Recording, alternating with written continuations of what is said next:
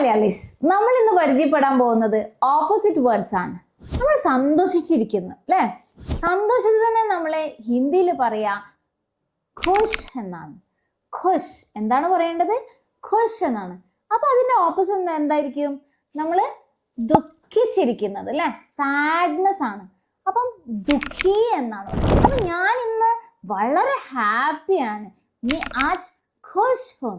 May ആജ് ഖുഷ് ഹൂം എന്നാണ് നമ്മൾ sentence ആയിട്ട് യൂസ് ചെയ്യുക. ഓക്കെ, അപ്പൊ നമ്മൾ ഇനി ഞാൻ ദുഃഖത്തിലാണ് എന്ന് പറയാനോ, ഞാൻ വളരെ ദുഃഖത്തിലാണെന്ന് പറയണമെങ്കിൽ മേ ആജ് ദുഃഖി ഹൂം. മേ ആജ് ദുഃഖി ഹൂം. ഇനി അവളാണ് സങ്കടത്തിൽ ഇരിക്കുന്നത് വിചാരിക്കുക. ഒരു കുട്ടി സങ്കടത്തിന് വഹ് ദുഃഖി ഹൂം. വഹ് ദുഃഖി ഹൂം എന്നാണ് പറയാം. കൂടുതൽ ഇൻഫോർമേറ്റീവ് ആയ വീഡിയോസിന് വേണ്ടി നമ്മുടെ പേജ് ഒന്ന് ഫോളോ ചെയ്യുക. കോഴ്സിൽ ജോയിൻ ചെയ്യാനായി താഴെ കാണുന്ന നമ്പറിൽ ഒന്ന് കോൺടാക്ട് ചെയ്യുക.